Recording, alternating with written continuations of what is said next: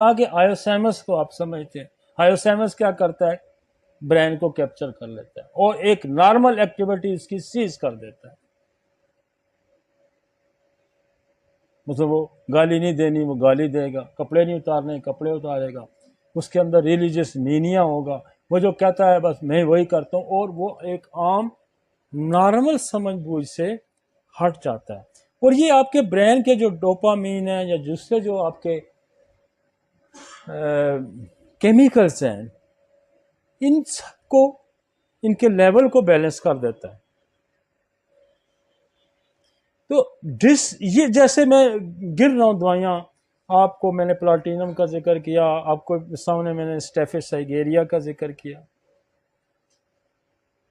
आपके सामने एक और बड़ी दवाई है कॉस्टिकम। मतलब अगर आप ये समझते हैं इन दवाइयों को ना, और ये जब आप समझना शुरू कर देंगे तो ये आपके सामने पिक्चर्स बनी बनी फिरती हैं।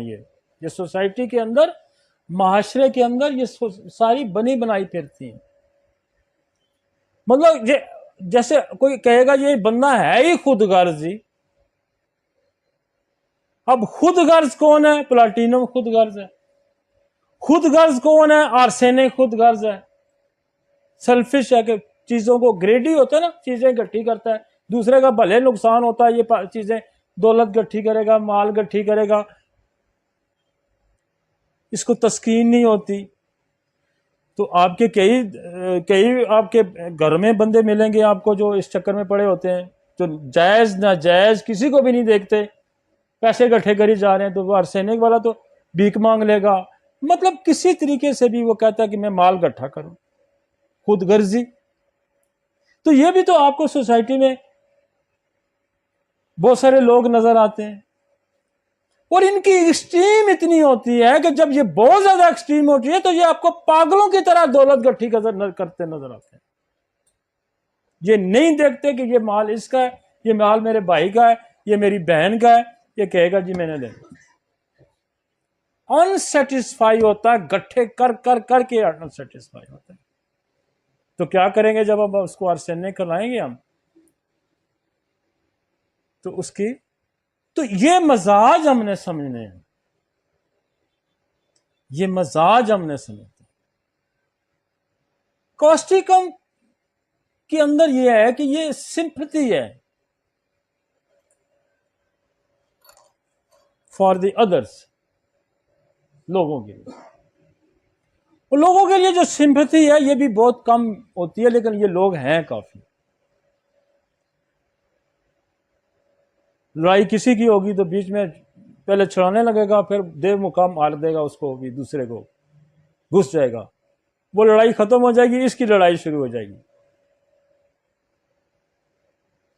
ये भी आपको अक्सर लोग नजर आते हैं। ये जो टेम्परामेंटल मेडिसिन है ना,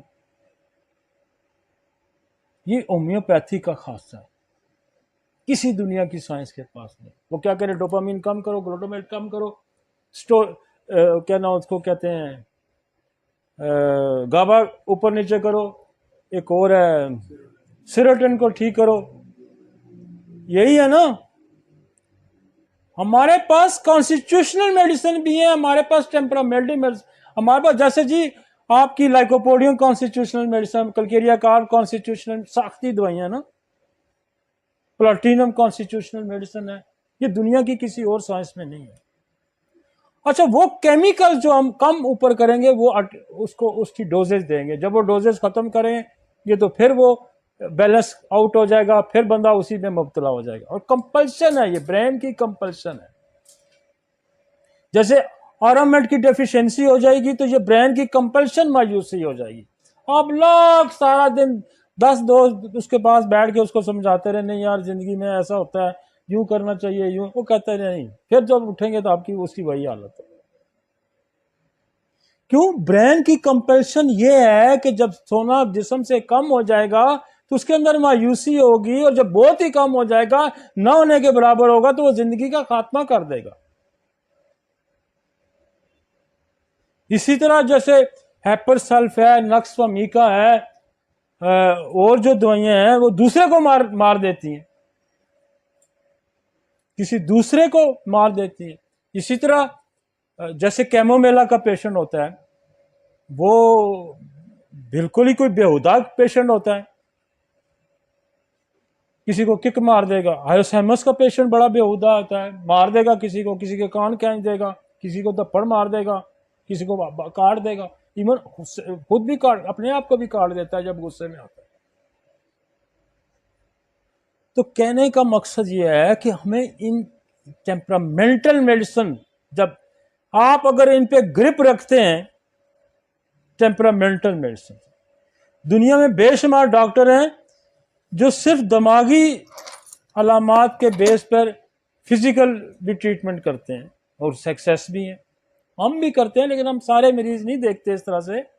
जो हमारी रेंज में आ जाए हम उसको देखते हैं, लेकिन हम पैथोलॉजिकली भी देखते हैं, हम मियाज़मेटिक भी देखते हैं, हम वायरस, बैक्टीरिया, हम तो सारी उसमें घूमते हैं, क्योंकि ये बड़ी वसी साइंस है।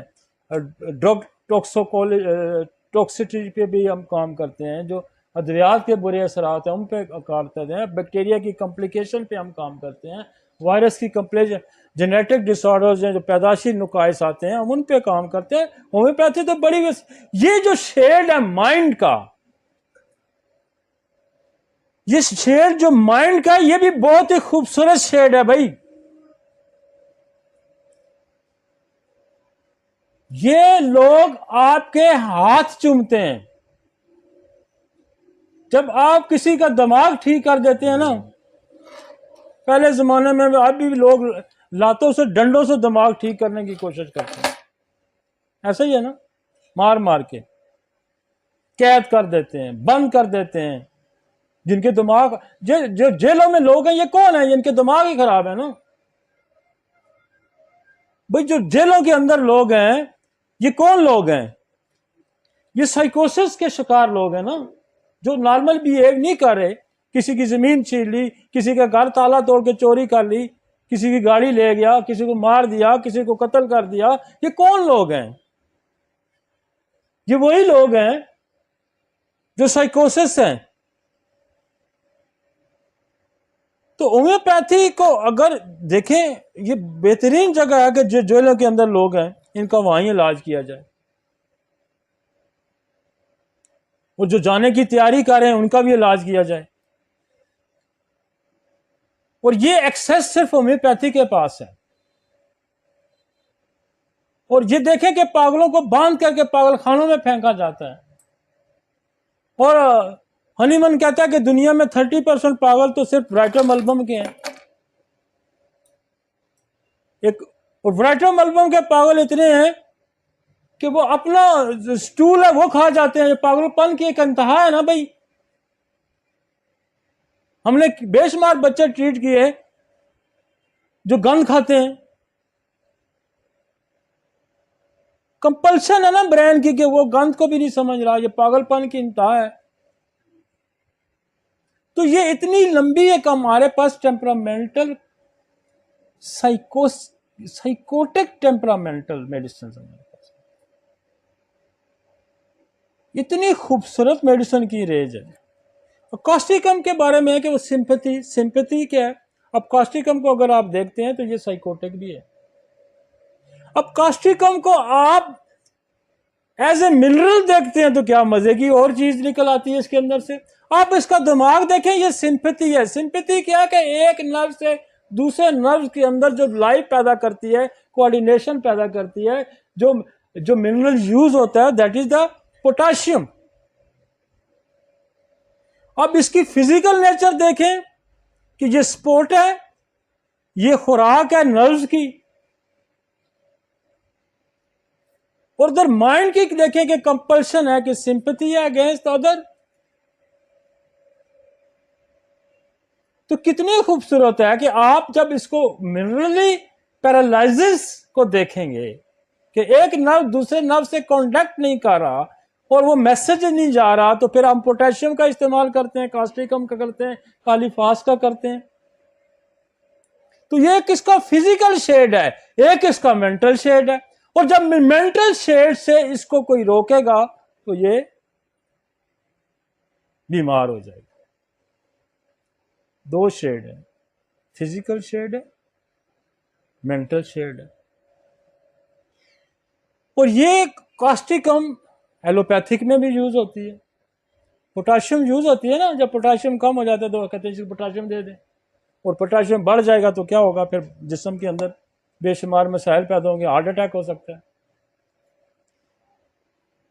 ये जो मिनरल्स हैं, फिर हमारे पास 3-4 कैटेगरीज हैं दवाइयों की। हमारे पास पॉइजन है, हमारे पास मिनरल्स हैं, हमारे पास प्लांट्स हैं, हमारे पास वेजिटेबल्स हैं, हमारे पास सार्कोड्स हैं, हमारे पास नोसोड्स हैं, हमारे पास दुनिया में यूज की हुई ड्रग्स को पोटेंटाइज करके भी हम दवाई देते हैं। हमारे पास रेजेस की दवाइयां हैं, सन रेज है, एक्स रेज है।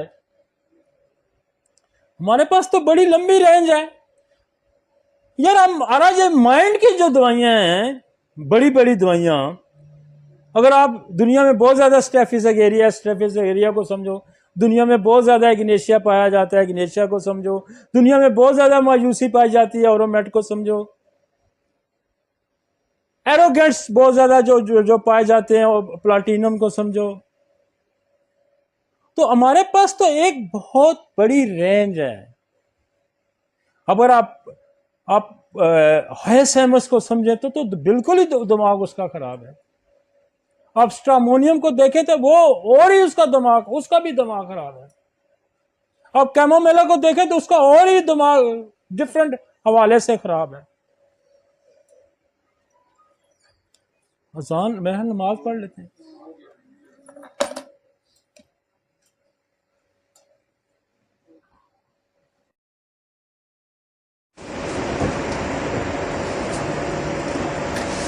उन पे हमें अगर ग्रिप है या उनको हम समझते हैं तो हम बहुत सारा मसले का हल निकाल लेंगे। इसी तरह मैं जिक्र कर रहा था कि हमारे पास एक जैसे दवाइयाँ हैं, अक्सर लोग आपको मायूस भी नज़र आते हैं और अक्सर लोग आपको रोते हुए भी नज़र आते हैं, बाकायदा आंखों से आंसू चलते हैं उनके। अब जैसे पल्साटीला एक बहुत बड़ी दवाई है,